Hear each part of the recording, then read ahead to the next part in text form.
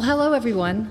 I'm Kathy Benowitz, the new Executive Director of the Edward Hopper House, and it's really a delight to be here today. I want to thank you all for coming for this 50th anniversary of the Hopper House program, and also an event that ties directly into our new exhibition, Josephine and Edward Hopper, Edward's Muse. Today's studio talk relates to the exhibition in so many ways because it's a way for us to explore the relationship between husband and wife artists who have their own distinct voice and creative journey. The Josephine Hopper Show is something that when you visit, you will find out that Joe Hopper, who posed in all of Edward Hopper's iconic canvases, also painted side by side with him, all during their courtship and their 43-year-old marriage. And in learning where and how they painted on their journeys, you also see the influence she had on his work, especially in the medium of watercolor. So it's a really quite fascinating exploration. Today, we want to thank Liliane and Sean for graciously opening the doors of your studio and to sit side by side as husband and wife and fellow artists, and to explore today how they navigate their own distinctive artistic disciplines, working on the world stage and yet in their own adjacent studios. Just to give you a roadmap of our program today, their conversation will be followed by a Q&A session, and then we'll have a brief tour of both of the studios. And we're going to conclude in about an hour with wine outside and an opportunity for you to explore the grounds where some of Sean Scully's monumental sculptures are placed. Today, we are also going to be having a drawing, if you will, of two major exhibition catalogs that the studio has generously donated. Liliane Tomasko's We Sleep Where We Fall, and the brand new retrospective catalog, Sean Scully's The Shape of Ideas. With that exhibition just closed at Fort Worth at the Museum of Modern Art and will be opening at the Philadelphia Museum of Art in 2022. Today, we have another special guest. Phong Bui is here to moderate this conversation. He's an artist, writer, independent curator, and is heralded as the co-founder, artistic director of the Brooklyn Rail, a very influential art, politics, and cultural journal. And his voracious appetite for all things artistic, cultural, and social make him a perfect person to navigate this conversation and moderate it today. So before we hand it over to our three guests, I want to thank Carol Perry of the Hopper House, who's the artistic director, Faye Fleming, who's the project director here at the studio, and also our video team for this wonderful opportunity. So thank you very much, and let's start. Thank you, Kathy. Thank you. Thank you so much. Thank you for being here, you guys. If it's okay with you all, I'd like to dedicate this gathering. I'm sure Liliane and Sean will agree, dedicated to the recent passing. Actually, last night, our good friend, Atal Anand, have left us. So yeah, I mean, basically, because of what we have gone through, this incredible pandemic and difficulty to experience the fragility of democracy, I've gone back to reread all of I could, dating for Alexis de Tocqueville all the way down to John Dewey. And it's so interesting. Just before last night, I got up in the morning and I just reread Civil Disobedience, Thoreau, 1849 classic Civil Disobedience, which was written right after he was put in jail for one night for not paying taxes, knowing the tax will be fed into the institution of slavery and the U.S. war against Mexico. So when Emerson came and visited him, Sean, he said, "What are you doing there, Henry?" And his response was, "What are you doing out there?" So it's so interesting to think about that kind of refusal to go along with whatever our government tells us to do. We experience there's a incredible friction. There's something such a threat to this fragility And I've been thinking a little bit about philosophy. Sean and I have been talking about all kind of inherent difficulties, and I'm sure Liliane would agree. But basically, we've been thinking about, do you remember when you were a college student, freshman year, you would take, philosophy 101? Or even some introduction book to philosophy, really. It's just simply that we tend to forget philo in Greek means to love. And Sophia means wisdom, to love wisdom. Remember Pythagoras, one of the first to have claimed to be the first lover of philosophy, philosophos? And then we know that a century later, probably 5th BCD, was probably Plato in his famous Symposium, when he said that the person who loves wisdom are the person who is between a wise man and an ignorant person.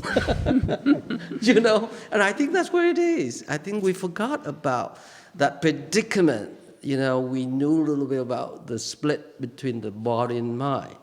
My question is that I admire artists so much, create beings, plurals, because he, she, or they follow their own calling. There's no guarantee for that journey, that calling, to be so-called received with recognition. We know there's plenty of terrific poets and writers and artists who never really quite enjoyed their fame. Or, I'm happy that Sean is super, appreciated, and he doesn't take it for granted. Liliane is becoming more well-known, and she doesn't take it for granted. What I do, I don't take it for granted, because I talk to people like this all the time. So we are what I would refer, deeply, profoundly appreciate what John Keats termed negative capability, the ability to deal with uncertainty, with fear, with anxiety, without the need to reach out for justification for the calling. You can't say that about politicians, can you? You have a political agenda, and if it fails, you're not going to repeat it. Same thing with businessman, business person. You have an idea to make money. If that fails, you're not going to repeat it. But an artist fails, it's fantastical. Mm-hmm. It's terrific. You know what I mean? I was looking at Liliane's painting. We were discussing about the bold, almost equal black line that came down in a vertical formation, but it fragmentized. Is it a figure? Is it an alphabet? A letter of some sort? Is it indoor, outdoor? All of it. Wherever it is, it has an incredible presence. And that's exactly what we're talking about here. So we're not going to talk so much about the commonality, what they share, or what they thrive on their differences, but perhaps both. Oh, I know that I feel super deeply comfortable with both Liliane and Sean, partly because we're all immigrants, I'm from Vietnam. Sean's from Ireland. His family moved to London in the late 40s. Liliane was Hungarian-born family that moved to Switzerland in the mid-60s. And there's a lot to talk about there, but I think what I like to do is to start with a few general questions. For example, Sean. Hello, Sean. Hello, Liliane. Hello, When did you guys first meet? I mean, when did you first meet, and what was your impression when you did meet? Were you aware of each other's work already? Ladies first. Ladies first. Ladies first. Well, we first met, I wasn't an artist. So I was working for a gallery in Switzerland. Yeah. I started working there when I was 18, I believe. And that's where I met Sean. Yeah. So that was the time I was learning about art and sort of absorbing a lot. Yeah. And that was, I believe, in 89, was it? It was 89 Yes. 89. Mm-hmm. in Zurich. Yeah. Yeah. And we liked each other straight away. And then we were in touch, you know, for a long time. Yeah. Until we got together. And then one night, Lily said that she wanted to be an artist. Yeah. And I said, without wishing to be negative, I quoted Turner, Yeah. who said, "It's a rum business." And you know, we're not rock stars, and even if you become really famous, like I am now, Yeah. compared with our friend Bono, Yeah. you know, we're like people who live in a little prefabricated house. Yeah. And he's like the guy who lives in a, The castle. you know, Camelot. Yeah. Yeah. Yeah. So you're not doing it for the money. You're not Yes. doing it Yes. for fame. And what you're doing is not aimed at fame. Yes. That's the thing. And just to segue a little bit back to what you were saying about the politicians, I feel sorry for them, really, because if you don't lie, you don't get elected. Yeah. Yeah. So Yeah. then when you are found out to have lied, you're guilty of lying, but then you wouldn't get found out if you hadn't lied because you wouldn't be elected. Right. So you wouldn't have to worry about the rejection because you wouldn't have been accepted in the first place without the lying. Yes. And I think it's complicated, Yeah. but we basically don't lie. Yeah. And Yeah. we are willing to fail. Yeah. Yeah. It's super true. We were talking about this just before. I think that artists can't lie, basically, because what you are comes out in your work. There's no way you can filter that, I think, and keep going, because then you would be, you know, working and living a lie. So Just 3 minutes ago we were yeah, talking. we're just in talking about it. Liliane's It's Mola what it studio. is, and Yeah. you got to live with it. Yeah, I mean, in the sense that, well, wait a minute. You remember when one president looked at the television screen in front of millions of Americans and say, "I did not sleep with that woman. I did not have sex with that woman." Yeah, okay. So the point... The first part was correct. He didn't sleep with her. There's 2 chairs down here if you would like. There's more chair here today, right in front. 2 of them. Yeah. Come and join us. Or you can move them to the back if you want. Okay. Okay. All right. Okay. Yeah, it was very interesting that Okay. Yeah. we often go to museum, and we have, of course, seen some of movies that made after Van Gogh's life, for example. I even gone to read Irving Stone, Lust for Life. My English wasn't so good, but I read it, and I cried. And of course, I saw the movie, which made Kirk Douglas overacting famous, you know. We know his life. We know how it turned out.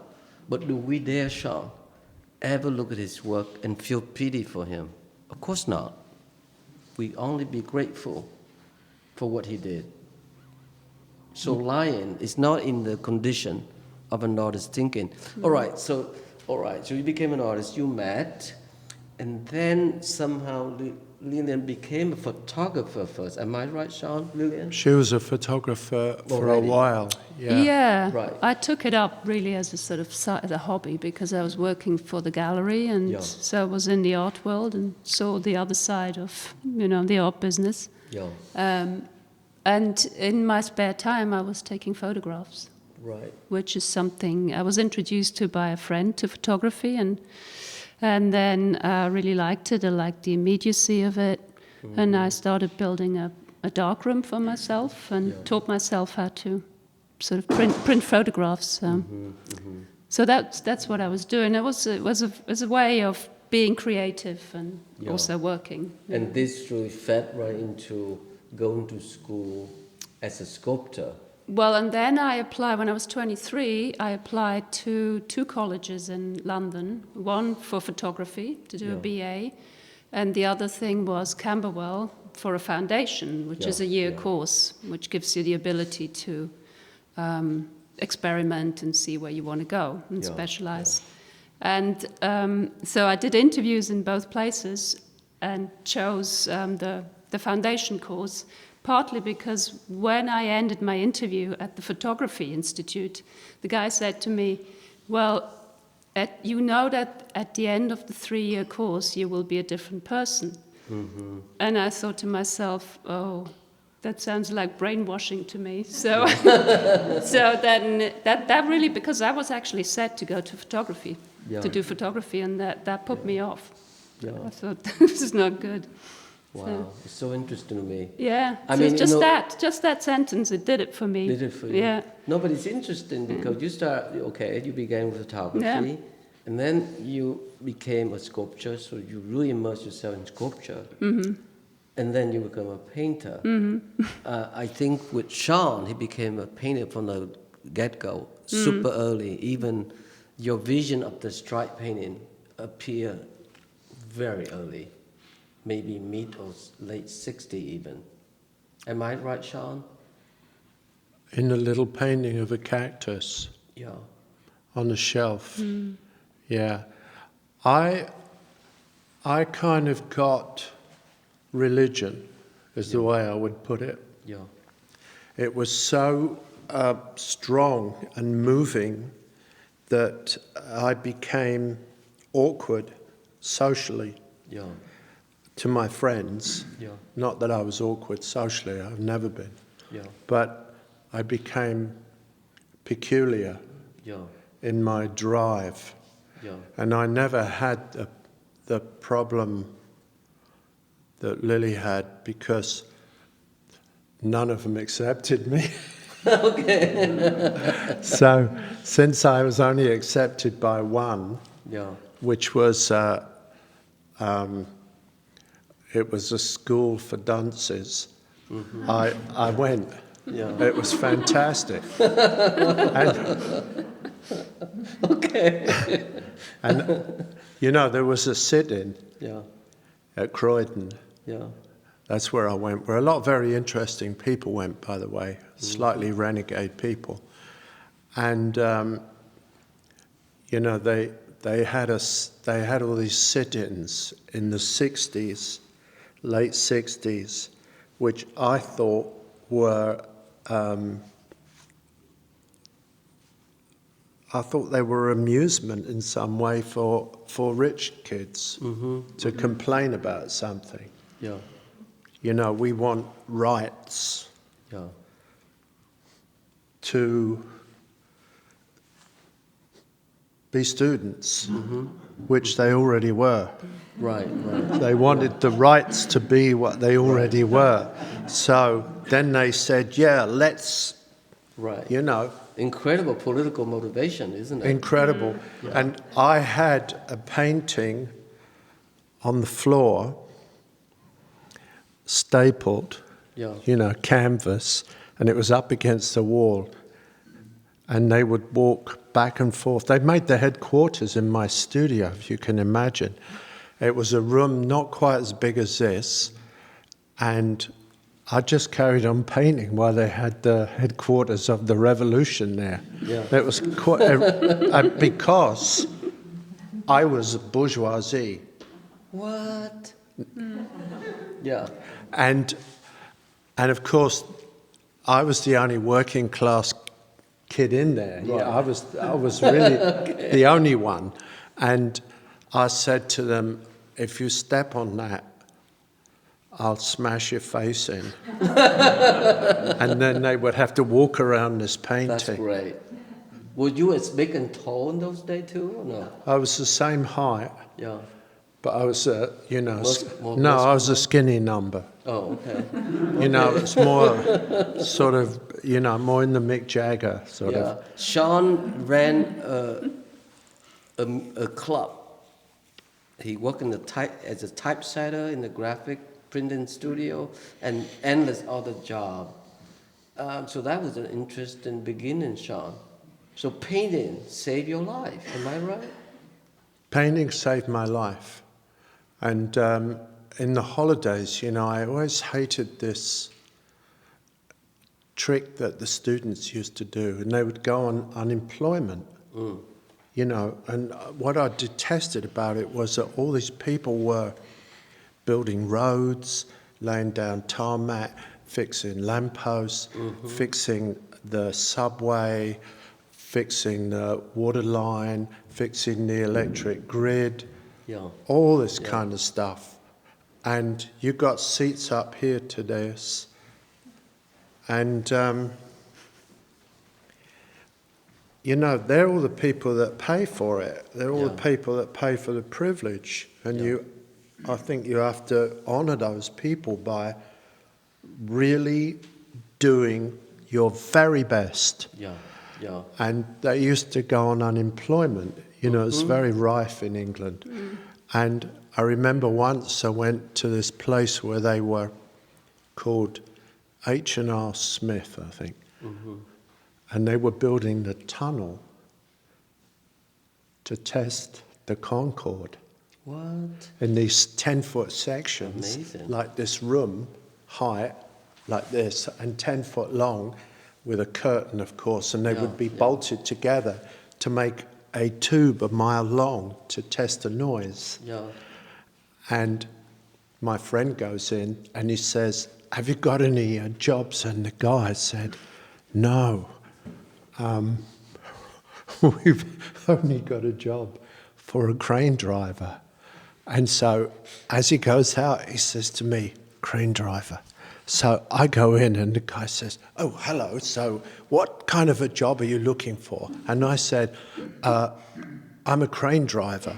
And he said, "Marvelous. We're looking for a crane driver." And so I was driving this crane with these things spinning around like this. Amazing. After a day, they took me off and gave the job to somebody else, but they didn't fire me, you see. Because the guy that they moved, I replaced. So I was employed and he was employed. Perfect. That's amazing. Okay, I mean, that's all right. So, but the point is that the idea that Sean came to his own epiphany, decidedly so early on that he's going to paint stripes, right? And then you did that for so long. You moved to New York for a quick visit in 72, 73, and 75. You moved there. I'm always trying to ask him this, and I ask you a little bit later, but, when you moved to New York in mid-70, what was your impression of the art scene then, Sean, generally speaking? Well, first of all, I have to say that my work's extremely multicultural. Like we talked about, I got the stripes from Morocco. Yes. That's super important. Yes. So my influences are various, African, and mixed in with other influences like Mexico. But the key move was that trip, down to Morocco, where I ended up just wearing a jalaba. I loved it. When I first came to New York, when I first came to America, I was extremely lucky because I did not go to New York. I think New York would have wiped me out. I did a dress rehearsal in Boston. Yes. That was key to being able to stay here.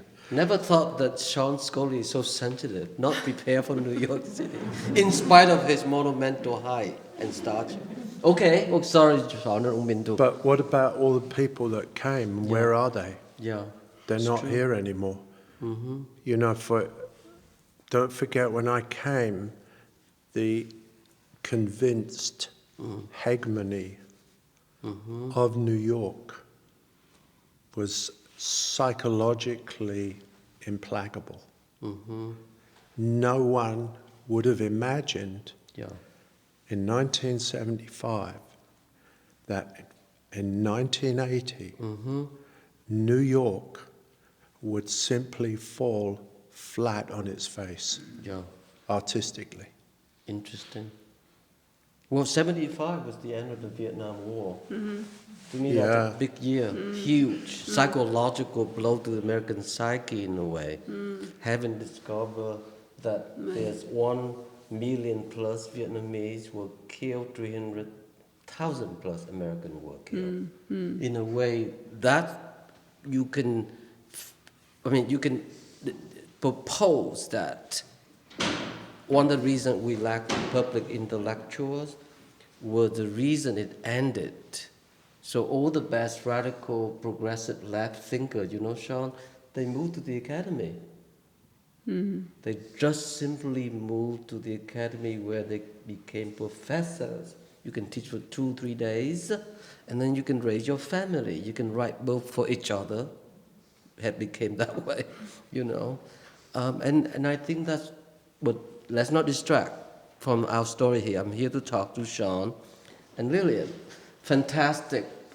75, 80, New York was laying on its back, Sean. No, not in 75.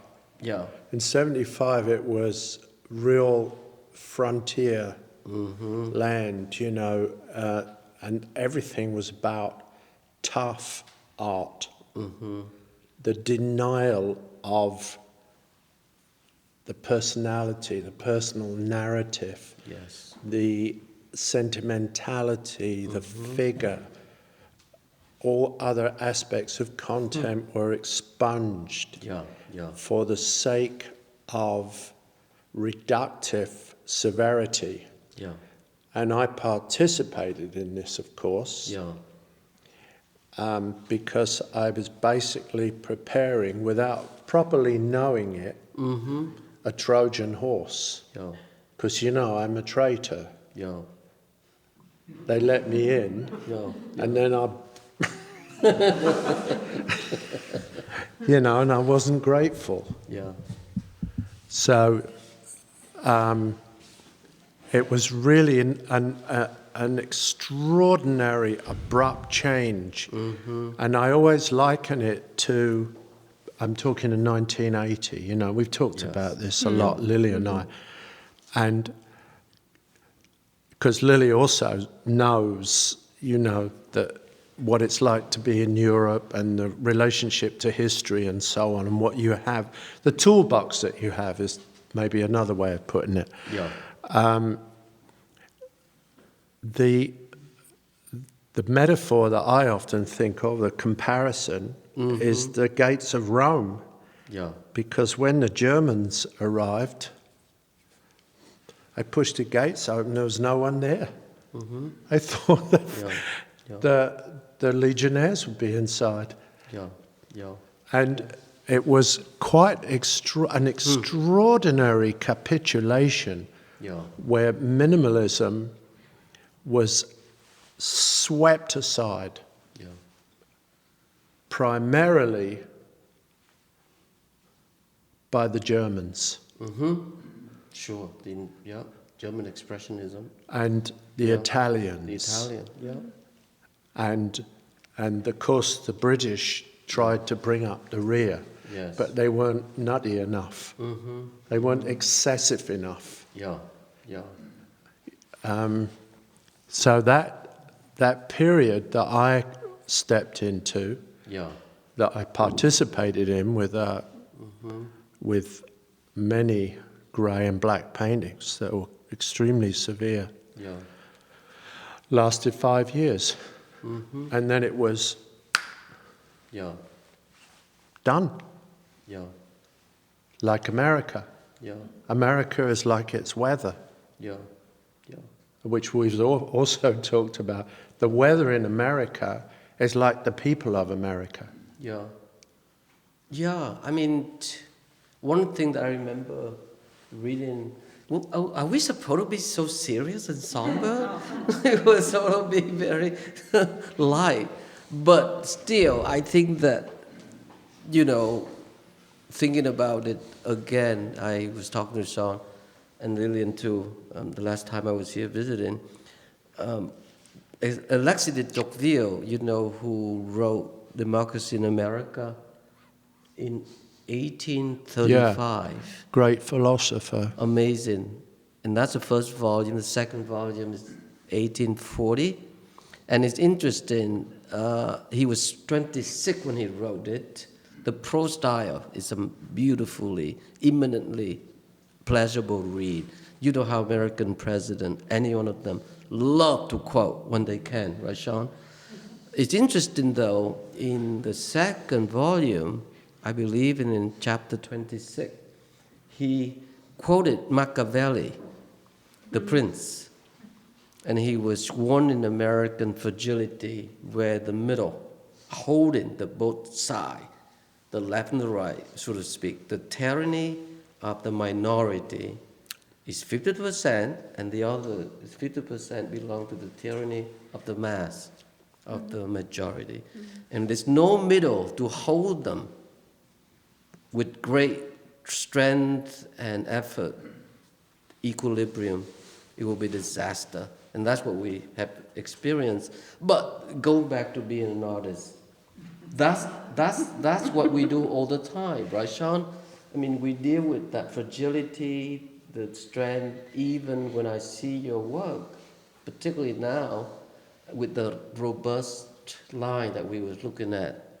I mean, that's super masculine, as much as your stripe, Sean.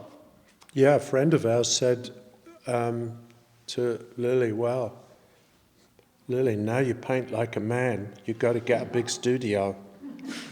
Okay. Right? Our friend Steve said that. Yeah, but so that's okay. Bring back to you. I mean, how do you? How did I? Yeah, I mean, you did that. How did you come to gone through being a sculptor, Liliane? You know, you. I know that you have a deep interest in architectural form. I have. Well, what I was doing as a sculptor was more related to the domestic environment. So Yes. I was really using furniture. Yeah. Old furniture, I would take it apart and then I would reassemble it and I would make sort of domestic environments that were also sculptures and adding sort of decorative elements around it. So I wasn't interested in architecture per se. Right. I was really interested in that domestic interior, which then also figures again in my later work. You know, the earlier paintings. Yeah.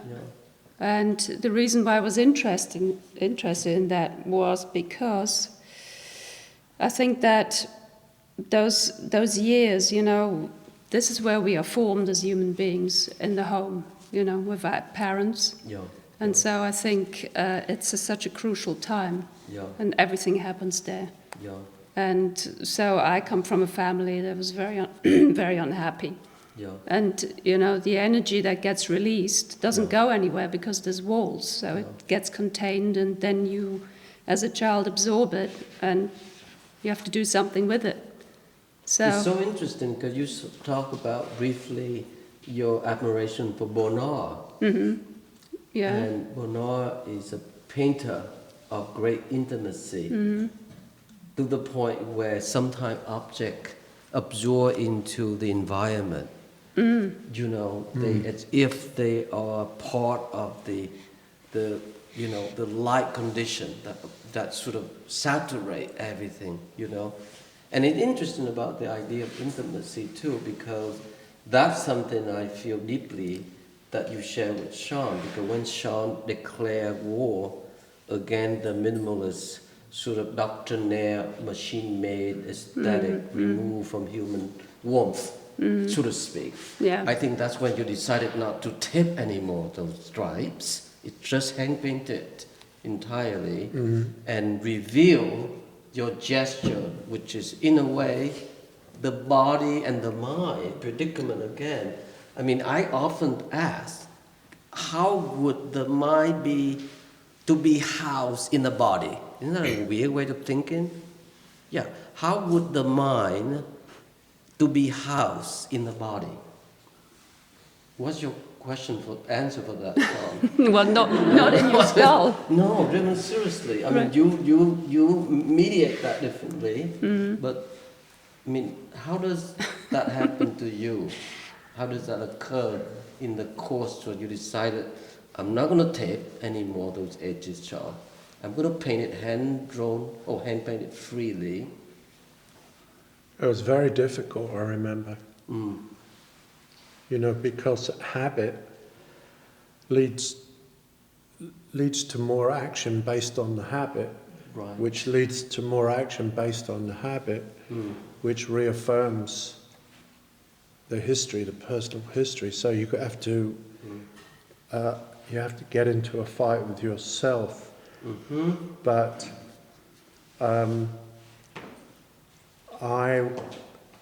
in my work, which is different to Lily's work, I wanted to unify emotion and structure. And I think that what I'm working on is something that was latent in the work of Cézanne that has not actually yet been resolved in abstract painting. Yes. And that is what I set myself. Can you be more specifically sure you mean late Cézanne or? Oh, I mean probably the mountain paintings, yeah. And now we got a place, by the way, where we see the mountain every day. When we go out to get shopping, we say, oh, look, there's Mont Saint-Victoire. And it just is a big lump. But I wanted to and want to unify the heart and the mind in a single style, which I believe has not yet been done in abstract painting. You know, if you take Mondrian, for example, that's very puritanical for me. And de Kooning, who Liliane is very related to, which involves a kind of tumbling, psychological, layered space, is also not structured enough. I'm trying to bring everything that I know together in this resolution, or in this summation. Well, I mean, when you describe yourself, you have to fight with yourself. Yeah, you do. Which is something that is amazing because, again, it's that mind-body predicament that we all have, right? We all have that. I think for Cézanne, the way that most of us still refer and go back to this great example of Cézanne, being the grandfather of modern art, so to speak, is that he allowed for that both sides of himself. There's Cézanne who's filled with anxiety, monumental anxiety. In fact, early Cézanne was painting of destructive themes, like rapes, like orgy, like and murder. Desperate painting, Strong and violent. He thought that he can be like Delacroix. He doesn't have the facility to paint like Delacroix. No, of course. But he aspired to himself to be. So what happened is that when he realized if he's going to go on painting in that manner, it would lead to suicide, period. So when he met Pissarro, an older painter who sort of encourage him to work from life. Why don't you set up a still life so you can go in day out day in, just painting routinely to exercise your monastic being, or go out and paint landscape with me. Is that what you're saying about Sean? Because there's a side of you so enormously electrified with that energy, that self-destructive. I wouldn't call masculine, but it's definitely you and I share that inner anger. We have it. Am I right? Yeah. Well, there are two things, two big examples for me in along this argument, and both of them exist in French painting. Yeah. And the other is the Rouen cathedral paintings, which I am crazy about because, again, they deal with stone. Yeah. And it's no accident that I make sculptures with stone. And I'm very attracted to the animation, the emotional animation of stone. Yeah. When this might sound a little far-fetched, but when Lily and I went to Australia, pre-parenthood, we can't do such wildly irresponsible things anymore. Okay. We got in a four-wheeler, right, love? And we drove up to Darwin. Yeah, it's good fun. And we passed all these communities, you know, which we loved. We loved the people. And Ayers Rock, which is, what is it called? Uluru, is a church. And this idea fascinated me tremendously because they don't see it as something you go on. And I was trying to explain to these Australian people who were saying they would walk on it. I said, it's like if you were in Paris and you saw these Aboriginal people walking all over the roof of Notre Dame, you might think it was a bit weird. And they said, well, yeah, we never thought of it like that. But you've got a point there. And that's how it is for the Aboriginals. Everything that you need is already in there. And this corresponded perfectly to my idea of emotionalizing, in a sense, something that's as solid as rock. And that's what I'm trying to do.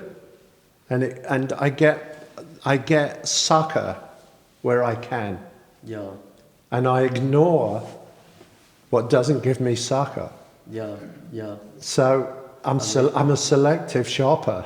Yes, you certainly are. Anyway, Lily was also driving the four-wheeler, right? Yeah, very scared. On the red road. Yeah, because you have to keep a certain speed. You can't go too slow because then the vehicle just goes, you know. So you have to go at maybe 80 miles an hour, so you sort of skid across. And then you have these sort of truck trains. Road trains. And when they come towards you, you don't see anything. So for a certain time, you just drive blind. And you hope for the best. So this is fantastic. before Ocean was born, so we're talking about maybe... Yeah, we wouldn't do it now. 2004. 2004. Yeah. Evidently, when the British first landed in Australia, so they were sort of going around with the Aborigines, you know, and then they saw these hopping animals, you know, and they sort of asked, what is that animal? What is that? And they say, kangaroo, kangaroo. It meant that we don't know what the hell you're talking about. We don't know what the hell you're talking about. Oh, that's what it means. Yeah, kangaroo. It's so interesting. Kangaroo means We don't know. So Liliane, let me ask you about the transition from intimate interior through your sculpture works. Mm-hmm. There's definitely a sense of intervention. There's a certain rupture. Yes. Definitely the way that you dismantle them and reassemble them different ways. Yeah, giving it a new life. Right. So there's a sense of transformation. Right. So you have the old that's present, but Yeah. represent it Right. and transformed, which is sort of, slightly irritating. Yes, definitely. But how would you describe from having gone through that body of work Mm-hmm. and then make that transition to painting? Well, when I made the transition to painting, the part of the reason why I started to work figuratively was because I wanted to learn how to paint in a way. Yeah. So what I did is I went back into my archive of photography Yeah. to find the subject matter. Yeah. And that's where I found the unmade bed. And Yeah. so that's how this whole series of interiors, of materials came about. And so I worked on that for a long time. And then it transformed into making... So then I went back into sculpture in a sense. I would take fabric in the home, clothes, and stack them up and make these sculptures, and then photograph the sculptures, and then I make paintings of that. Yeah. So I kind of always go in a circular way. I Interesting. leave things behind, and then I take them up again and reuse them, and Yeah. to continue the journey, really, and evolve. Yeah. So, It's interesting to see the form, Sean, what Liliane was painting, the so-called bed series or bed seat yeah, so series. the beds and the stacked Pillows fabrics. and stacked fabric yeah. and so on. So the abstraction seemed to be coming out or evolved out of things that was sort of tossed in the air. Is that they are left hanging outside. There's certain lyricism or form that are sweeping across the space. It's interesting you mentioned about Mondrian being puritanical. Yeah, I mean, that's one way to describe why the American appreciate Mondrian, the minimalist artist, because, I once interviewed Bob Ryman, I think between 53 to 60, he was working at MoMA as a guard, and every week he would be asked, I guess any guard, to rotate different room, different collection throughout the museum, but he always loved Mondrian.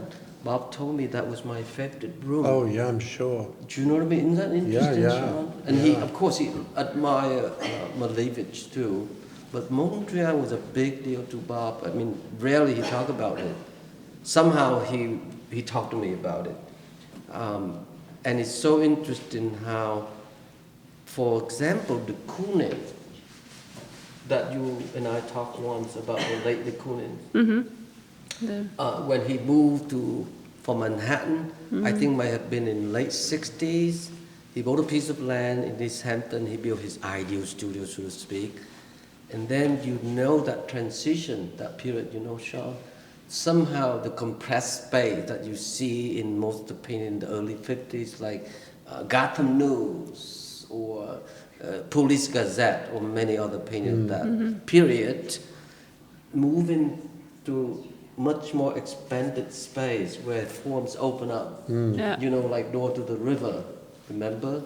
Palisade, like as if you are driving to Palisade Parkway to the country, to upstate New York, to Hampton and whatnot. Yeah. And it's interesting, the late paintings, when you think about it, Sean, it's like Mondrian being led from this rigid color palette and rectilinear form, hanging similarly like the way that Lily's form, outside to be eroded or to be dancing with.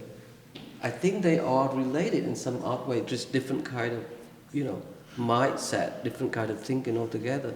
So that's what I'm interested about, like these space that you are exploring right now, Liliane? I mean, the last few years, particularly. The spaces are not as laconic as in the late de Kooning's, though. Right. I think No, de Kooning had dementia, didn't he, at the end? Yes. So he needed to really... Alzheimer's disease. Alzheimer's Yeah. disease, right. By 80, 88, 89. Yeah. Yeah. So, I mean, I think my work still has got that kind of psychological quality that was also present in my earlier work. Yeah. Sort of a sense of compression, but also opening up, Right. But sort of allowing views. why don't you just tell us why they're not Abex paintings? Oh, that's a good question. Why they're not Abex paintings? Yeah. Well, they're too structured, really. I think, you know. And the structure always comes from the drawings of unmade beds, so that's why I keep holding on to it. That's always the initial point, how I Yeah. start the paintings. They couldn't have been as Sean. No. Because by the second and the third generation, the New York school came to the tail end because there's too many people painting so-called so that they look like abstract expressionism. Am I making myself Yeah, sensible? of course. In other yeah. words, I remember once Rudy Burkhart, the terrific photographer, friend of de Kooning, he once told me the story that Rudy and de Kooning in the early 70s walking on the street, and some angry young painter came up to de Kooning and looked at him and say, "Are you Mr. de Kooning?" And he said, "Yeah, I'm de Kooning." He said, "How do you like it when everybody's painting like you?" And he looked at this young painter and he said, "Well, that's not my problem, because everyone know how to paint good de Koonings, but none of you guys know how to paint the bad ones." So there's no way that Liliane can be the third generation or fourth generation. Liliane's making her own painting. Yeah, that's such an interesting remark. There was an exhibition once of Albert Pinkham Ryder, Ooh, yeah. and they showed all the forgeries, you know, because Very important American painter. Albert Pinkham Ryder, who thought there was something out there,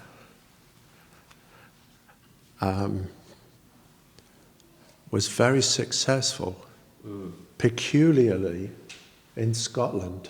Yeah. But you can imagine these little sooty paintings Yeah. could go in these big houses in Scotland Easily. and get more sooty Yeah. Yeah. because they Easily. had fires all the time, Yeah, you know, set for 2 weeks a year. Yeah. And Wow, They what a crazy idea, Sean. but they showed all the fakes, Yes. and the fakes were better than the real ones. That's awesome. And that's what de Kooning is getting at. Yeah. Because there's not tragedy in the fakes. Struggle. Yes. They Yeah. just look so fabulous. Yes. Wow. There's no problems. What a democratic aspiration. Love it, love it, love it, love it.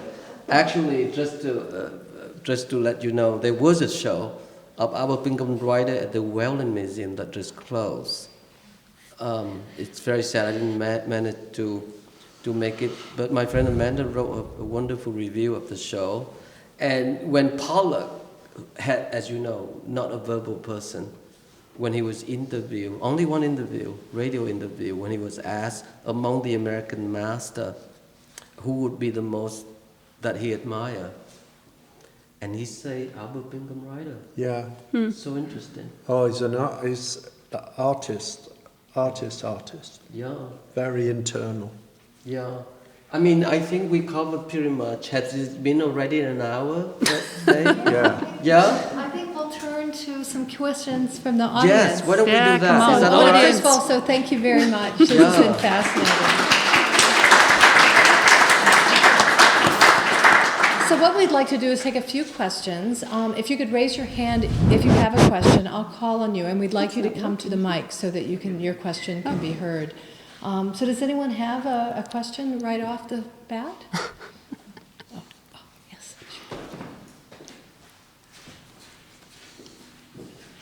you don't mind if I take my mask off for a second. I'd like to ask Sean, in your recent work, there have been a lot of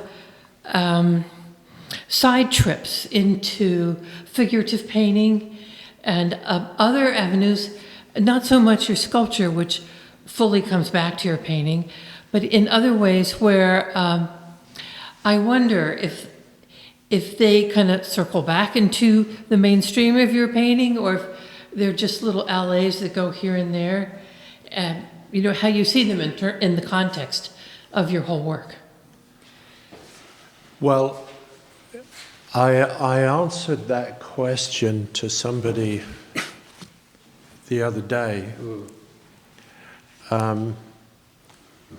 who actually didn't ask, but I thought of it, so I volunteered it. Both detours involve children, and they don't involve art. I didn't really do it for art reasons. I did it because I was very moved to do it. In other words, my artifice was overcome by love of children. And the gun paintings were painted because of a tragedy. A little boy got shot by a policeman in Cleveland. So I made the gun paintings. And the Eleuthera paintings, which I made of Oisin on the beach, and then later I included the author of Oisin on the beach, were made because I wanted to immortalize or make permanent that miracle, which is the miracle of our son, who we are very devoted to. So then I knew I could do it because I'm a trained figurative painter, and I had no trouble painting them. And you know, I might dare say they're a lot better than a lot of other figurative paintings that have been made now. But in any case, that's not my life's project. So I'm on a highway, and then I go off and drive back on the highway. So that's how they fit in. A friend of mine, who's a wonderful crazy Russian woman, Olga Svitzola, in Moscow, runs this museum. She's going to show the gun paintings and the Eleuthera paintings because she says they were painted for the same reason. Wow. And then I thought to myself, that's it. It's as if the concern for these two children was so enormous that artistically all deals were off. You sweat. All the cards were knocked off the table. That's how they don't fit in. That's fascinating. Anyone else have another question?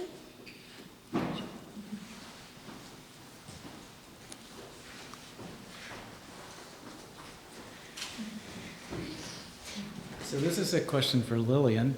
I'm not quite sure how to ask this, but you talked about in your earlier work sort of thinking about the domestic environment, and you mentioned having an unhappy home situation growing up. Now that you're a mom, and I see all this color, could you talk about sort of I don't know if it's really whatever you want to say about your current home life and how that might have changed your expression in your work? Yeah, well, first of all, being with Sean is a fantastic thing. It has been a great journey. And, you know, the arrival of Oisin made it kind of perfect for us, I have to say. It's been wonderful. It's the best thing ever. It's better than art. So, and for me, personally, it's very important to have a harmonious and happy home life. It's the fundament. Otherwise, I can't do what I'm doing. In terms of the color, yeah, I think it's very positive, my work, and I think there's always a shadow looming, too, and that will never go away. But it's 20% of the surface, so it can stay there like that. So I like the question because you sounded almost like Barbara Walter. You know? No, I mean, don't be fooled by Liliane's beautiful lyrical gesture and the gaiety of color that may evoke a sense of optimism. There's a nasty side. You see the certain kind of energy of anarchy. There's some graffiti mark making. There's some kind of very, very destructive energy there too. And that's what makes the painting so amazing, because it's allowed for that overlap. There's certain urban environment energy as much as the aspiration for harmonious domestic life, so to speak. So you just have to sort of look a little bit closer and look longer, prolong the viewing experience. And you see the repertoire of them. They change in shape and form quite rapidly, There's one painting, if you go through that door and you see what I mean.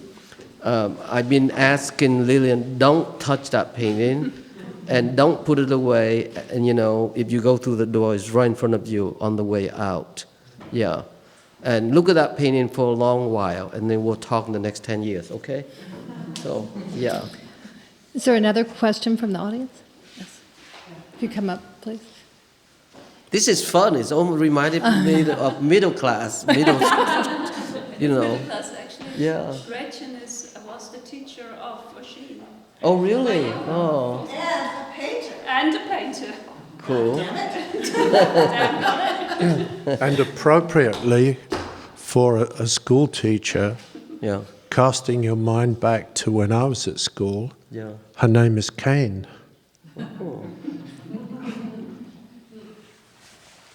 So I forgot my question. Anyway, it's wonderful. I came to see, I'm so delighted to see these beautiful paintings. Transformation. You spoke about this, Liliane, and Sean, your paintings do have a quality of transformation, very much so. So I'd like to hear more about the inner aspects of transformation in the process of making art, and the aspects of transformation in the viewing of the so-called product for each viewer. And maybe, is it possible that art has that quality?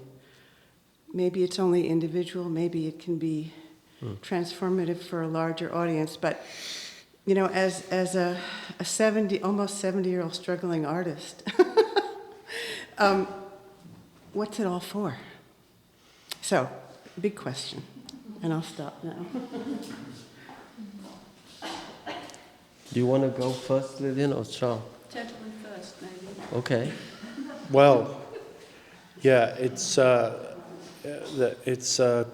big question, but to answer it as simply as I can, I think that sublimation is very important in this process of transformation. Just to say it very simple, without wishing to give art history course, you have Abbeck's paintings, and that, in my opinion, was the highlight of American art, where you have this mix of the distressed and the hopeful coming in this mélange, the collision of destruction and expansion, making Abbeck's. And there's lots of problems in Abbeck's paintings, and then that deteriorates morally and psychologically into colour-filled painting. So by the time you get to colour-filled painting, I really do believe that the issue of transformation is lost.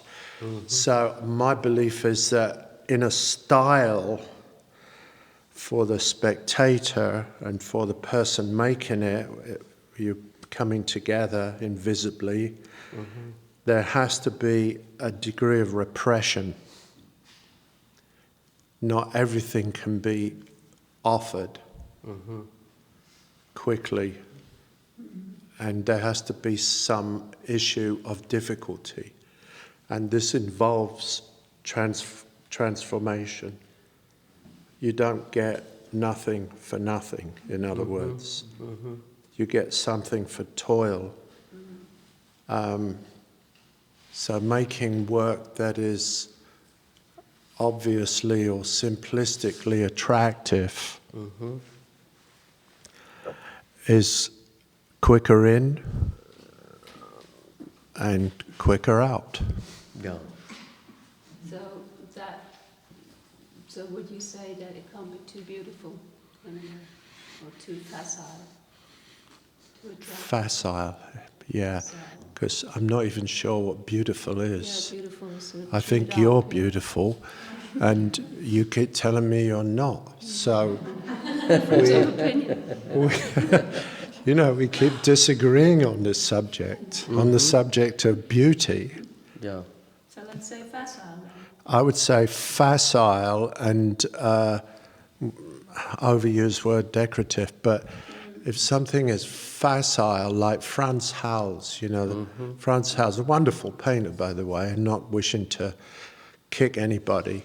I mean, they are gorgeous paintings, but of course, if you compare them with Rembrandt, they don't have the tragedy that you find in Rembrandt, which puts you close to some notion of what you think God might be. Liliane, you want to follow that a little? Yeah, I think there has to be struggle. And the struggle has to be visible somewhere. Otherwise, there is no transformation or sublimation, because, as Sean says, it's you see it, you love it, you leave it. It's got to be also difficult for the viewer, so you've got to somehow find a way to attract with your painting, but also to involve the person on an emotional and psychological level, I guess.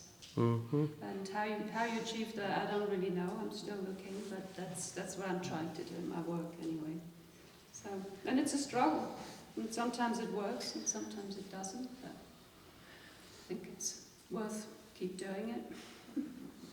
I have a question related to that in the sense of, you spoke of your road adventure in Australia and your analogies of driving, and you made a comment, you're, flying blind, at that point. For you, is there a point, have you ever flown, been flying blind when you're creating? I mean, at a point where you have been at this point, where you're going, but there is so much... I don't really know where I'm going. For me, every painting is a new, it's kind of like starting from scratch. I mean, I have an alphabet, which you pointed out with those drawings. I have a certain visual alphabet that I keep going back to, but really the aim is to make a woven emotional surface that relates to fabric, and it relates to the fabric of life, and it relates to your own matter and your being, and to make it human. But I don't really have a roadmap. I have a set of colours that I choose for a group of paintings, and I always work at various paintings at the same time. And then I just use up my colour and distribute it and weave my paintings in. That was beautiful, That's very Liliane, interesting, what you yeah. said there. Okay, so let me read you a beautiful poem, just because Sean was talking about, I have to fight against myself. I'm fighting with myself. I think it's been a while. I used to remember the poem. The Man Watching. It's by Rilke. Let me see if I can find it for you guys. It's so beautiful. The Man Watching. Yes, it's what it is. There's a line in there where he's talking about Jacob wrestling the angel of the Old Testament. Remember? The angel is him, his other self. Very important to know that we have that within us. That's why I guess I just mentioned from the get-go, right away, that we have that internal, ongoing, I would say, dualistic nature is so deep. And I think that I brought that to bear what we have gone through, Sean, this fragility of democracy, because democracy meant that you had to be constantly aware, working on it. You can't afford to be falling asleep at the wheel. That's what democracy means. It requires constant, agile on top of it. You can't just quit or take a break, go and take, country home for a whole year, Sean. Mm-hmm. It's not like that. It doesn't work like that. All right, so let me see if I can read this for you guys. It's called The Man Watching by Rainer Maria Rilke. I can tell by the way the trees beat after so many dull days on my worry window panes that a storm is coming. And I hear the far-off fields say things I can't bear without a friend. I can't love without a sister. The storm, the shifter of shapes, drives on across the woods and across time, and the world looks as if it has no age. The landscape, like a line in the sham book, is seriousness and weight and eternity. What we choose to fight is so tiny. What fights us, with us, is so great. If only we let ourselves be dominated as things do by some immense storm, we would become strong too and not need names. When we win, it's with small things, and the triumph itself makes us small. What is extraordinary and internal does not want to be met by us. I mean the angel who appeared to the wrestler of the Old Testament. When the wrestler's sinews grew long like meadow strings, he felt them under his fingers like cool of deep music. Whoever was bitten by this angel, who often simply declined the fight, went away proud and strengthened and great from that harsh hand that kneaded him as if to change his shape. Winning does not tempt that man. This is how he grows, by being constantly defeated decisively by constantly greater beings. Thank you, you guys. Let's go have some drinks. Yes, thank you very much. This was absolutely phenomenal.